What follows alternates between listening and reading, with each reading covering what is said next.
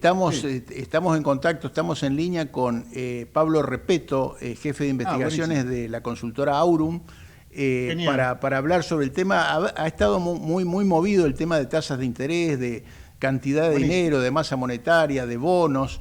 Y para hablar de eso y de la evolución de la deuda estatal, estamos en línea Sí. con Pablo Repeto. Pablo, buenas tardes. Sergio Cerriquio, Alejandro Matversuk, te saludamos acá desde el aire de Desbordados en Ecomedio. ¿Cómo estás?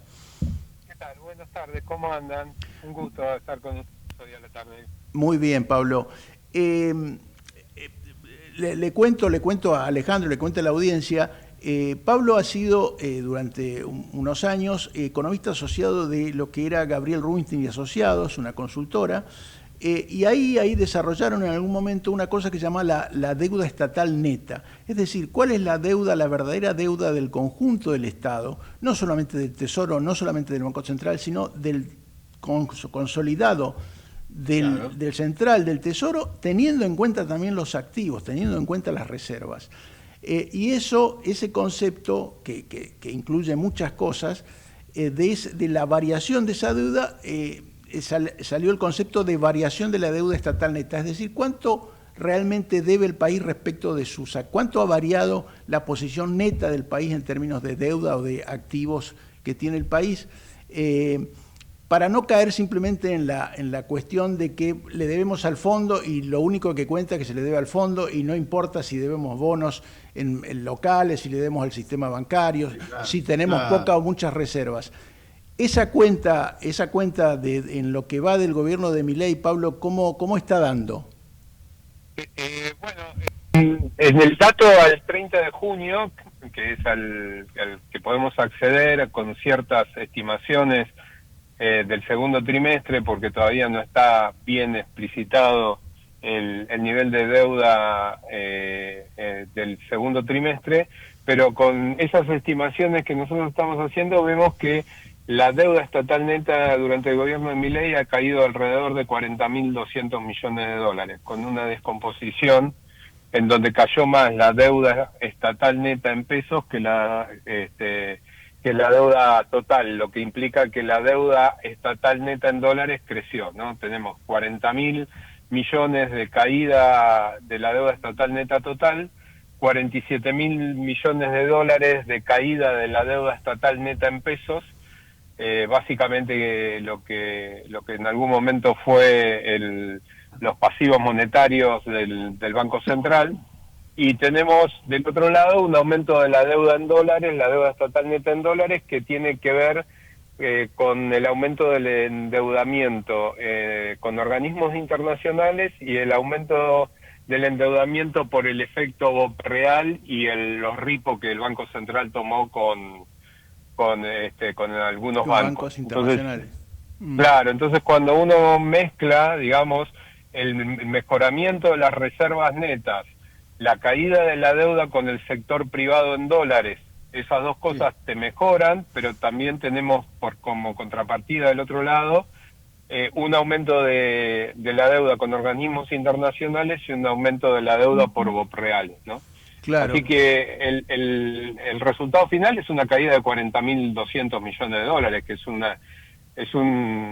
hecho, digamos, fuera de lo común en los últimos gobiernos que hemos recorrido desde el año 2011 en adelante, ¿no? A su vez, Pablo, tengo entendido que esa es la evolución, la variación en un año y medio, pero no en lo que va de este año, que en este año ha cambiado un poco No, la dinámica.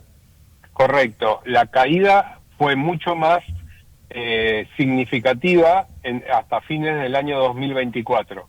O sea, hasta fines del año 2024 esta deuda estatal neta, que cayó 40.200 millones durante todo el gobierno de Milei, había sido, a fines de 2024 la caída había sido mayor, era alrededor de 47.000 millones. Con lo cual tenemos una dinámica un poco más de endeudamiento durante lo que va del año 2025. Se nota más eso con el tema de la deuda en dólares, ¿no? Sobre todo tiene que ver con estos repos y la pérdida de reservas que hubo en el primer trimestre, que se vendieron muchos dólares y demás, y entonces todo ese efecto, digamos, acumulado en el primer semestre del año nos da un aumento de la deuda estatal neta en lo que va del año 2025 de unos 7.000 millones de dólares más o menos. O sea, así que sí, es un factor para tener en cuenta, ¿no? O sea, como una alerta a tener presente. Claro, en esto Alejandro, Pablo, cuesta ser ecuánime en el sentido de contar la historia completa, que se entienda, que entenderlo uno también claramente. Uno claro. Uno tiene que partir de que uno es el que entiende y los demás no. Pero hay como una especie de vicio en esta historia de cuando se cuenta la deuda, de que, por ejemplo, en la versión kirchnerista, la única deuda que existía era la deuda con el fondo, y el kirchnerismo en el 2005, al principio de 2006, la pagó. Entonces nos desendeudamos.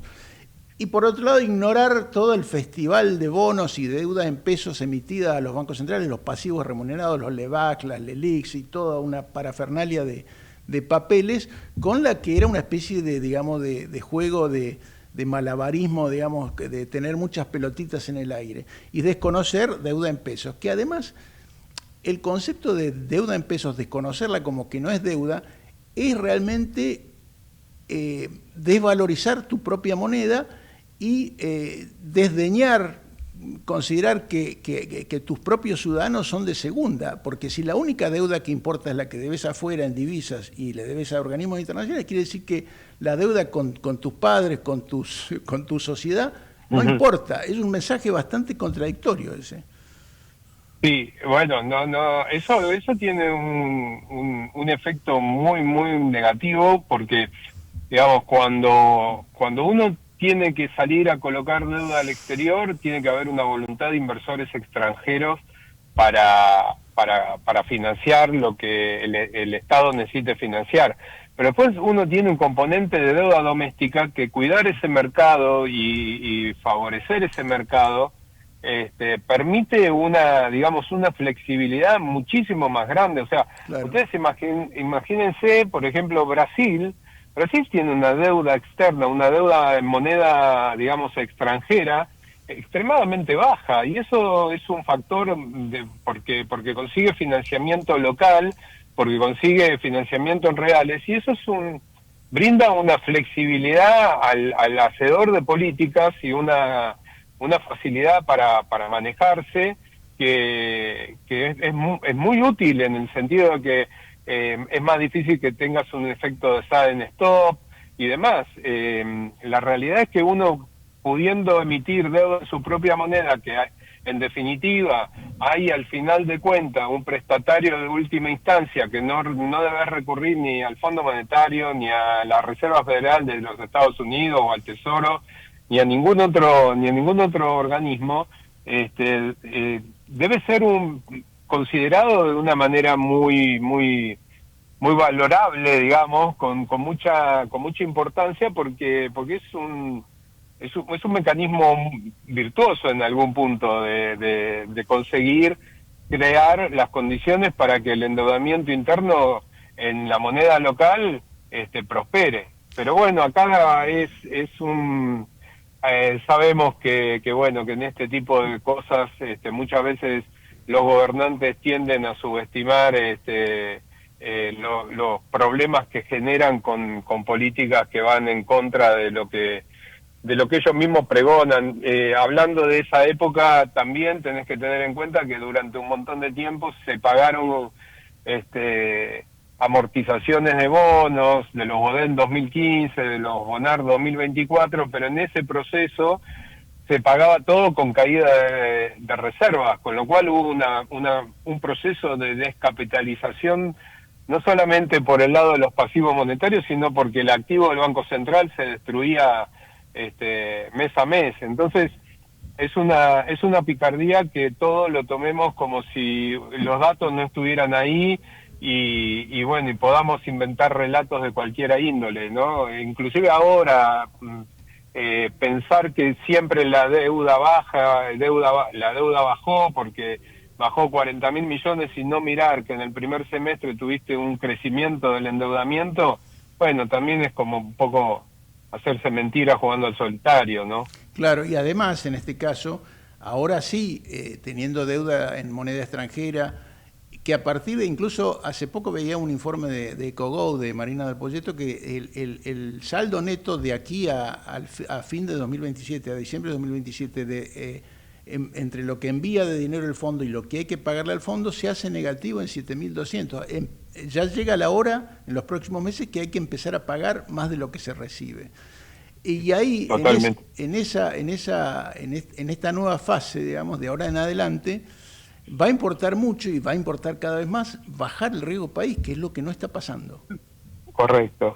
Eso es una deuda pendiente de este año, de este gobierno de este año, porque habiendo logrado bajar el riesgo país bastante a principio de año, posteriormente no pudo contenerlo debajo de los 650 puntos, 680 puntos, y seguir profundizando esa baja para llevarlo a niveles, digamos, de cierta normalidad que permitan rolear deuda en los mercados internacionales, ¿no? Claro, bueno, entonces, Pablo, a modo de síntesis, ¿podés hacer una especie de balance de lo que ha ocurrido en estos año y medio de reiterar un poco las cifras que dijiste, de balance de la gestión de Milei hasta ahora en términos de la deuda estatal neta? Sí, hemos tenido una baja considerable, un hecho bastante inédito en los últimos años, de una caída de la deuda estatal neta de 40.000 millones, pero no todos son rosas, porque a lo largo del año 2025 hemos visto un aumento de aproximadamente 7.000 millones de dólares en la deuda, sobre todo en la deuda nominada en moneda extranjera, que bueno, está producida tanto por el endeudamiento con los organismos internacionales como por el aumento de la deuda en BOP reales, producto de la necesidad de colocar ripos a bancos internacionales, que no fue, digamos, totalmente compensado ese endeudamiento con una mejora de las reservas netas de la misma magnitud. Y se ha ido y se ha terminado, esto lo hablábamos en otra ocasión, y se ha terminado justamente la etapa más favorable de ingreso de divisas por el lado del comercio exterior, que bueno, que fue el segundo trimestre. Correcto, pero bueno, y eso es parte del problema de que no tengamos un riesgo país más bajo. Eso es parte del problema, y en parte tiene que ver, o así lo pienso yo por lo menos, pero creo que lo piensan muchos, tiene que ver con cierto encaprichamiento que se dio el gobierno, que se dio el presidente Milei en particular, en el momento de decir vamos a comprar dólares solamente si el dólar baja a 1.000 pesos en la franja inferior de esa banda de 1.000 a 1.400 con la que comenzó la llamada fase 3 del programa económico. Muchas gracias, Pablo. Muchas gracias, Pablo, por los datos y por tu trabajo. Muchísimas gracias a ustedes. Les mando un saludo muy grande a Sergio y a Alejandro. Buenas tardes. Hacemos una pausa. Dale.